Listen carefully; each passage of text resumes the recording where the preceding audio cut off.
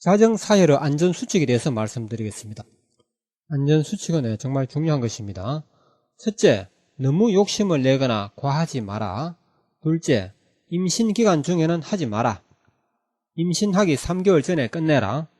세 번째, 내 가족이 아니라면 사망하기 직전의 노인이나 환자에게 자정요법을 권하거나 직접 시술해주지 마라. 그 이유는 이따가 말씀드릴게요. 네 번째, 앞에서 자정요법의 이론편을 공부하지 아니한 사람은 하지 마라. 항상 강조하는 말이지만 자정요법을 무턱대고 하는 것이 아니고 원리와 이치를 충분히 이해한 다음에 하시라는 것입니다. 그렇지 않으면 실패합니다. 실패하거나 자정요법의 명예를 크게 손상시킬 수 있습니다. 자정요법으로도 병을 고치지 못했다는 그런 결과가 나오게 되면 그것이 바로 자정요법에 대한 명예손상이 되는 것입니다. 그렇겠죠? 자정요법의 원리와 이치를 확실히 이해하지 못하고 하면 실패합니다. 좋은 음식도 과식하면 탈이 납니다. 자정사혈을 맛보면 마약에 중독되는 것처럼 도취되는 사람들이 많습니다. 너무 도취되어 열심히 하다 보면 빈혈이나 피 부족으로 1개월 내지 2개월 동안 고생하는 경우가 있습니다. 조심해야 합니다. 의혈을 뽑는다고 하지만 의혈을 뽑을 때는 생혈도 함께 나오기 때문에 너무 지나치면 생혈의 손실이 많아서 혈액 부족 현상이 나타난다는 것이죠. 실수로 피 부족이 와서 기력이 떨어져도 몸을 일으켜 가볍게 활동하는 것이 좋습니다. 심한 운동은 피하는 것이 좋고요. 자정사혈 기간 중에는 과음이나 과식을 하지 않는 것이 좋습니다. 과음, 과식보다는 골고루 섭취하는 영양식이 좋습니다. 조혈을 위하여 철분이 많이 함유된 미역이나 청각을 먹으면 가장 좋습니다. 출산으로 피를 많이 흘린 산모가 미역국을 많이 먹는 이유도 이 때문이겠죠. 미역국을 국물과 함께 얼른 삼키지 말고 오래 씹어서 삼켜야 효력이 높습니다. 잠시 후에 상세히 서술하겠습니다. 의혈을 제거하기만 하면 병이 낫지 아니하는 사람이 없습니다. 그리고 임신기간 중에는 하지 말라고 했습니다. 임신하기 3개월 전에 끝내라고 그랬습니다. 왜 그럴까요? 태아에게 해로울 수가 있습니다. 의혈이 떠올라 태아에게로 갈 가능성이 있기 때문이고, 또한 임산부는 헌혈을 하지 말라는 말과 같다고 생각하면 됩니다. 피가 부족한 상태에서 임신을 하면 당연히 좋지 않습니다. 임신하기 3개월 전에 자정사혈을 끝내고 3개월 후 휴식으로 피 부족을 충분히 보충한 다음에 아기를 가지는 것이 좋습니다. 이 너무도 당연한 소리를 하기 때문에 이해하기가 쉽죠. 그리고 내 가족이 아니라면 사망하기 직전의 노인이나 환자에게 자정요법을 강요하거나 직접 시술해주지 마라고 했습니다. 왜 그럴까요? 그 이유가 뭐겠습니까? 남을 살리려다가 오히려 오해를 받아 원망을 들을 수 있다는 것입니다. 죽어가는 코끼리를 바늘로 한번 찔렀을 때 바늘로 찌른 것이 죽음의 원인이라고 상대방이 우긴다면 어떻게 해명하겠습니까? 그러나 나의 소중한 부모나 가족이라면 당연히 자정요법으로 구원하시기 바랍니다. 약물에 중독이 되어 약을 먹지 않고는 살 수 없는 사람이나 모든 장기의 기능이 크게 손상된 사람, 그리고 고령으로 기억이 크게 떨어진 사람들은 빠른 효과를 기대해서는 안됩니다. 당연한 말이죠. 성급한 마음으로 해서도 안됩니다.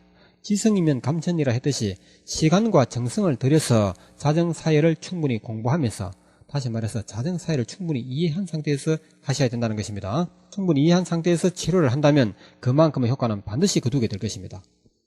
출혈성 질환이나 심한 빈혈이 있어 저혈압인 사람에 대해서는 자정사혈을 조심해서 적용해야 합니다. 특히 초보자가 아무렇게 해서는 곤란하겠죠. 그리고 앞에서 자정요법의 이론편을 충분히 공부하지 아니한 사람은 하지 마십시오. 아무리 쉬운 일이라 할지라도 알 것은 확실히 알고 해야 합니다. 하루만 투자하면 자정요법 이론편의 공부를 끝낼 수 있음에도 이를 무시하고 자정사혈부터 행한다면 실패할 가능성이 있습니다. 그리고 자정요법의 명예를 손상시킬 우려도 있습니다. 만약 자정요법을 잘못 알고 중도에 포기한다면 굴러온 거대한 행운을 포기하는 것과 같은 것입니다.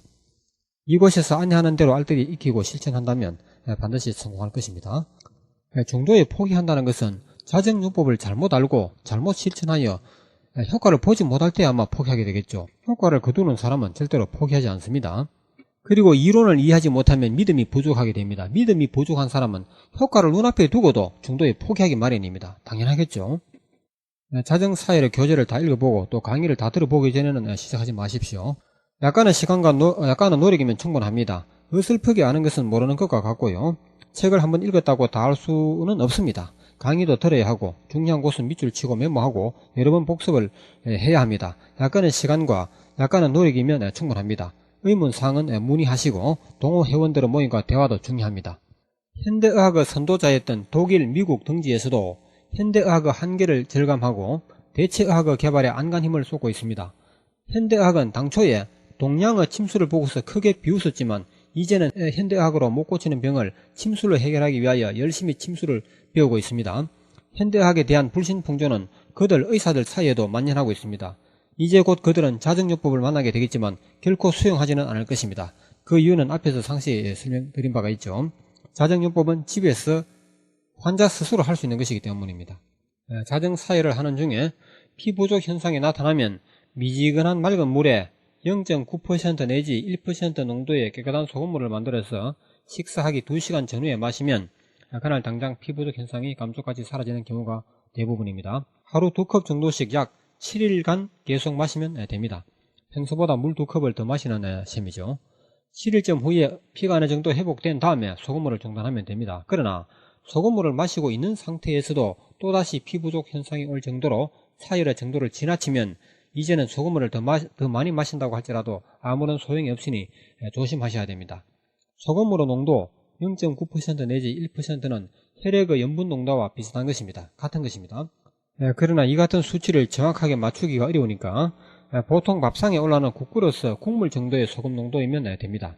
소금은 고온에서 볶은 것이 좋습니다. 소금 이야기는 다음 기회가 있다면 하기로 하겠습니다. 그런데 소금을 마시는 시간을 식사 2시간 전후로 정하는 이유가 무엇이냐고 질문하는 분들이 있습니다. 소화 기능을 위해서입니다. 소금물이 아닌 맹물이나 일반 음료수도 마찬가지입니다. 여러분도 경험했겠지만 물을 많이 마시는 것이 좋다고 말하는 전문가도 있고 물을 참아야 한다고 주장하는 전문가도 있습니다.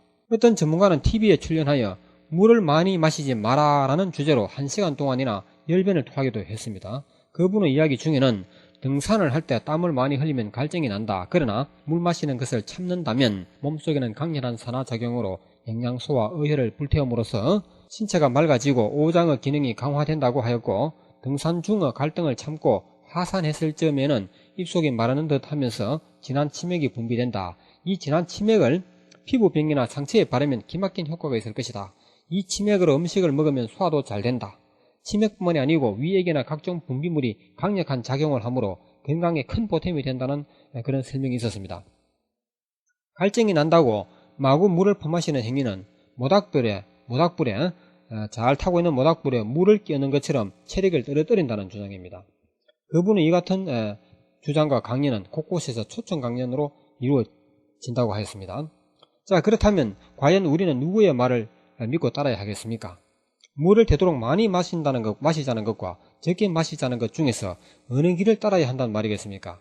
짜게 먹어야 한다는 주장과 싱겁게 먹어야 한다는 그런 주장이 팽팽히 맞서고 있기도 합니다. 참으로 어이가 없고 웃기는 현실입니다.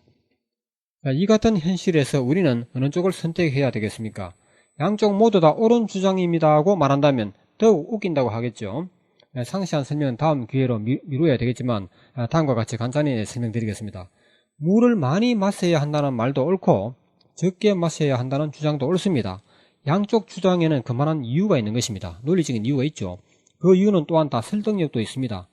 두 가지 주장을 우리는 어떻게 받아들여야 할 것인지가 중요하고도 어려운 문제입니다. 간단합니다. 양쪽의 주장과 이유를 잘 들어보면 답이 나오죠. 물을 많이 마시면 치맥이나 위액이 희석되어서 소화기능이 떨어진다. 소화기능뿐만이 아닙니다. 여러가지 인체의 기능이 떨어진다는 것이고 적게 마시면 혈순환이나 인후작용, 배변작용 등에 불리하다는 것입니다. 둘 다 옳은 이야기죠. 자, 그렇다면 답이 나온 것입니다. 음식의 소화가 끝난 다음에 소화되는 시간을 피해서 물을 많이 마시면 되는 것입니다. 그래서 식사 직전이나 직후에는 물을 함부로 마시지 말라는 것이죠. 그래서 0.9% 내지 1%의 소금물을 식사 2시간 전후에 마시라고 하는 것입니다. 좀 더 정확하게 말하면 식사 후 3시간이 지나서 그리고 식사하기 전 최소한 1시간 전까지 물을 마시면 되는 것입니다. 보다 더 확실히 하려면 아침 식사하기 1시간 이전까지 하루 1회가 더 좋다는 주장도 있습니다. 하루 2회, 3회보다는 1회가 좋다는 말이죠. 물론 자신의 체질에 따라 선택하는 것이 좋겠습니다만 하루 1회가 좋다는 말이 더 설득력이 있습니다. 다시 말해서 음식을 먹는 시간과 물을 마시는 시간은 되도록이면 거리를 멀리 두면 된다는 것입니다. 하루에 물을 한 번 마시는 대신에 그 대신에 1회에 많이 마셔버리면 되겠죠. 하루 동안 필요로 하는 물을 한 번에 다 마시면 된다는 것입니다. 한 3컵 정도로 보면 되겠죠. 아침 식사 때 한 컵 마시는 물, 점심 식사 때 마실 한 컵의 물, 그리고 저녁 식사 때 마시는 한 컵의 물을 한 번에 모아서 아침 식사 2시간 전에 3컵으로 한 번에 마시면 된다, 이런 이야기입니다. 그 물 마시는 양이 사람에 따라서 계산해보면 나오겠죠. 자, 그렇게 한다면 마신 물이 소화 중인 음식과 충돌하지 않으니 소화에 방해를 아니한다는 것이 자정요법의 설명입니다. 짜게 먹어야 하느냐 싱겁게 먹어야 하느냐에 대해서도 같은 이치로 접근하면 되는데, 이에 대한 상세한 이야기는 다음 기회로 미루겠습니다. 사열의 뜻이 무엇인지 국어대사전에서 보면 병을 치료할 목적으로 환자의 피를 뽑음이라고 되어 있습니다. 자정요법이 나오기 전에 만들어진 국어대사전입니다. 그러나 이곳 자정요법에서는 피 찌꺼기를 몸 밖으로 버리는 것을 사열이라 하고, 생혈을 한두 방울 뽑는 한방의학의 사열이나 수지, 침의, 손끝 사열과는 엄격히 구분하기 위해서 자정사열이라 합니다. 자정요법의 사열은 일반 사열과는 전혀 다른 것입니다. 한방의원에서도 가끔 사열을 이용합니다. 하지만 의혈을 뽑는 것이 아니고 수지침처럼 깨끗한 피를 한두 방울만 살짝 나오게 하는 것이므로 의혈을 무더기로 제거하는 자정요법의 이 자정사열과는 전혀 다른 것입니다. 차원도 다르고 개념도 다릅니다. 자정사열의 역사에 대해서 좀 더 상세히 말하겠습니다. 이미 말한 적이 있지만 자정사열은 언제 어디서 시작되었는지 알 수가 없습니다. 고대 이집트 벽화에도 비슷한 장면이 있다고 하는데요. 기록에 발견되지 않는다고 해서 그런 일이 없었다고 단정 지을 수도 없는 문제입니다. 자정사열을 위한 현대적인 도구가 나오기 전부터 구시대적인 방법이기는 해도 치료의 원리가 자정요법과 비슷하다는 점에서 자정요법의 출발이 어디서부터라고 해야 할지는 알 수가 없습니다. 그러나 이것이 한방의사나 동의보감 등에 기록되는 바는 없습니다. 또한 한방의학에서 가르치는 것도 아닙니다.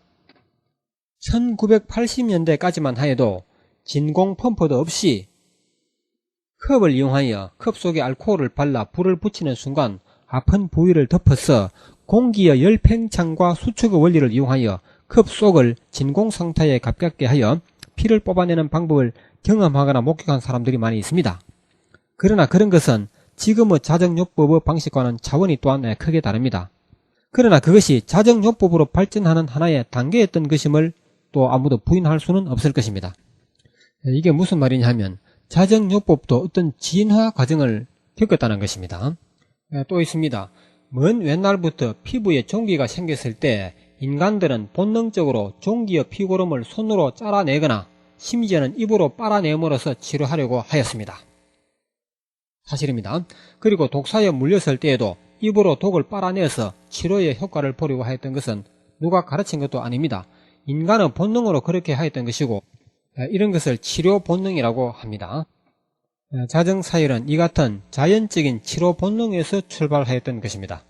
짐승들도 부상을 당하거나 병이 들면 치료 본능으로 놀라운 회복을 한다는 사실을 각종 자연 다큐멘터리에서 보고 듣죠. 사람은 몸에 이상이 발생하면 본능적으로 토하거나 뱉거나 설사해버리거나 땀을 쏟아버리거나 하여서 몸속의 불필요한 것을 배출해버림으로써 몸을 정상으로 회복하려고 하죠. 먹거나 마시는 일은 배가 고프고 목이 마를 때에만 하는 것입니다. 병이 들면 심지어는 먹는 것도 본능적으로 거부함으로써 병을 극복하려고 한다는 거 여러분 다 알고 계시죠?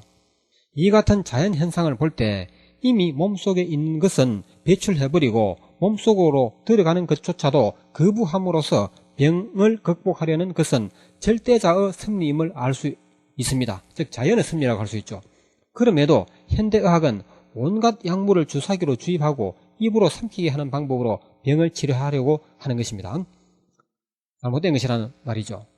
한의사는 보약이라는 이름으로 자꾸만 먹으라 하고 영양사들은 영양식이라는 이름으로 자꾸만 먹으라 합니다. 먹고 마시는 일은 배가 고프고 목이 마를 때에만 해야 하는 것입니다. 이것이 자연의 순례요 절대자의 뜻이라는 것이죠. 사자나 호랑이도 배고프지 아니하면 공연한 사냥이나 공연한 살생은 절대로 하지 않습니다. 자정요법은 자연의 순리를 지키는 의술입니다. 자정요법의 자정사열은 순수한 민간요법으로 출발하여 근래에 빠른 속도로 발전하고 있습니다. 또 어떤 한국 영화의 한 장면에서 과거 핵심 권력가들이 치료사를 불러놓고, 이 치료사는 한의사라거나 병원의 의사는 아닙니다. 치료사를 불러놓고 이 방법으로 치료하는 모습을 보았다는 사람들도 있습니다. 나쁜 피를 없애야 병을 고친다는 믿음은 어느 시대 어느 지역에서도 변함이 없습니다. 이 세상 어디에도 혈관이 막히고 피가 오염되는 것이 모든 병의 원인이다라는 주장에는 현대의학의 양이든 한의든 조금도 차이가 없습니다. 물론 일부 사이비 종교나 무당들 혹은 미개인들은 병의 원인을 귀신이라고 주장하기도 물론 하겠지만요. 한국의 군사정권 시대에 정보기관과 수사기관에서는 심한 고문이 자행되었습니다. 죄가 없는 사람도 고문을 당하면 죄 지은 것처럼 거짓 자백을 하기도 하지요. 고문에 못 이겨서 거짓 자백을 해놓으라고 하면서 고문당한 흔적을 법원이나 언론에 공개를 합니다. 정보기관과 수사기관은 이 고문당한 흔적을 신속하게 없애기 위하여 바로 자정사열을 이용했던 것입니다. 그렇게 멍들고 부어오른 곳에는 자정사열 한두 번만 하면 깜짝같이 사라지고 심한 통증도 그 자리에서 함께 사라지기 때문입니다. 이토록 좋은 치료법이 그동안 모든 사람들에게 알려지지 못한 이유는 일제시대와 해방 직후에 권력가들이 만든 악질 의료법 때문이었습니다. 그 외에도 또 다른 이유가 있습니다. 역사는 늘 그랬듯이 권력과 위정자들은 백성들을 보살펴 주기도 하고 또 한편으로는 백성들을 쥐어짜고 죽이기도 한다는 것은 여러분이 더 잘 아시겠죠. 의과대나 한의대 졸업장이 없는 사람은 죽어가는 환자를 살려놓아도 처벌받는 것이 이 나라만의 의료법이었고 권력가들이 지배와 착취의 수단으로 이용해왔던 것입니다. 이런 나라는 이 세상에 또 없습니다. 지금 이 말은 내가 한 것이 아니고 황종국 판사님이 하신 말입니다. 생명보다 더 존귀한 것은 없습니다. 병으로 죽어가는 사람에게 의료법이 무슨 소용이 있습니까? 자정요법의 기초원리는 오랜 옛날부터 전해왔던 우리 민족의 전통의술이라 할 수 있습니다. 그렇지만 현대식 도구가 발명되지 않았던 그 시대에는 자정요법의 시술이 너무 어렵고 빈능률적이었기 때문에 민중에게 널리 보급될 수가 없었던 것이 사실입니다. 그래도 그 맥은 인간들의 본능과 자연 섭리에 의하여 줄기차게 이어져 왔던 것입니다. 1900년대에 과학 문명의 발달과 함께 자정사열의 도구도 발전되었지만 일제치하와 자유당 정권 이후의 악질 의료법 때문에 보급의 길이 계속 막혀 있었던 것입니다. 병을 고쳐 죽어도 처벌받기 때문이죠. 그러나 그 같은 상태가 더 이상 지속되지 않을 것입니다. 자정요법은 하늘이 준 의술이기 때문에 이제 더 이상 법 따위의 지배를 받지 않을 것입니다. 일제시대 이전까지 지난 6000년 동안 한민족의 역사에는 의료법 같은 것이 없었습니다. 적은 비용으로 병 잘 고치는 사람이 진정한 의원이었습니다. 동의보감, 허준도 그런 사람이었습니다. 한국을 제외하면 이 세상 어디에도 병 잘 고치는 사람을 처벌하는 곳은 지금 이 순간에도 없습니다. 이에 대해서는 다음 기회가 있다면 더욱 상세히 말씀드리겠습니다.